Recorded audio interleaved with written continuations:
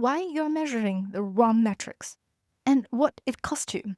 Let me ask you a hot question. Do your team know the right metric to measure or still end up tracking something else? If the answer is yes, you're not alone. But here is the truth. Measuring the wrong thing can just be as dangerous as making the wrong decision. Every leader I talk to wants their team to be data-driven. And most team members, engineers, marketers, product managers know what good looks like.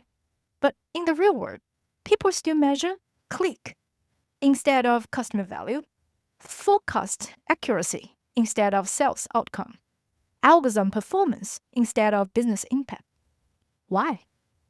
It's because how we structure our goals, incentives, and accountabilities. And some impact takes time and hard to get the data to compare.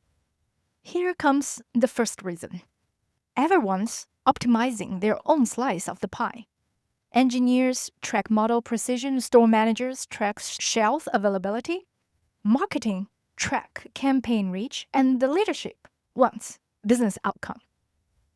They're all chasing different KPIs, even when they're working on the same project. The result? Everyone can claim success, even when the system as a whole is failing. One metric says, great job. The others says, we're losing money.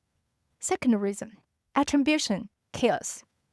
In complex system, it's hard to know who made the difference. Let's say you launch a new prediction model, run a big campaign, and train the sales team all at the same time, which in one quarter.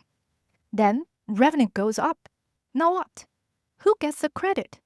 The model, the sales team, or the data team who fixed the pipeline? Everyone has a story. No one has clarity.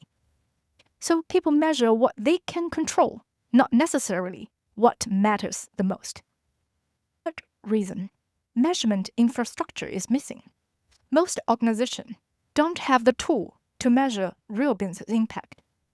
There's no A/B testing platform, no experimentation framework, and the business outcome take months to show up. Imagine this. You launch a demand forecasting that's used for warehouse planning, but the sales results, they won't be visible for 6 months. And the warehouse metrics, they are buried in spreadsheet no one trusts. So what do teams do? They fall back on short-term, easy-to-access, surface-level metrics. And guess what? Those metrics lead to short-term, easy-to-deliver, and surface-level work. Whose fault? Reason 4. Clean theory, messy reality. On paper, this all seems flexible. Define the right metrics, build a clean test, collect great data, and then prove value. But in reality, the data is noisy, the test gets interrupted, the teams move on, and the business goals change all the time. The gap between theoretical best practice and operational reality is wider than most leaders realized. Bonus reason, fear of truth. And here is the part of no one wants to admit. Sometimes we don't measure the right metrics because we're afraid of what it might reveal. What if the project didn't move the needle? What if the shiny tool wasn't worth the budget? What if your AI solution made no real difference?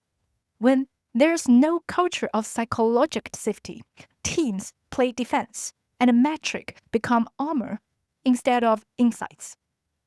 So, how do we fix this? It starts with you as a leader. First, align incentives across teams. Second, build infrastructure for experiment and long-term measurement for real-time data. Third, make it safe to surface uncomfortable truths. And adapting. Last, stop asking for short-term proof instead of for long-term impact. You can't manage what you don't measure, but you also can't grow if you're measuring the wrong things.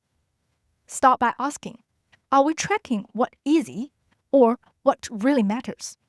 And make the hard choice to do what's meaningful. Because in the end, the right metrics won't just tell you what happened. It will guide you what will happen next. Thank you for watching. Welcome to share it with someone you think will get inspired.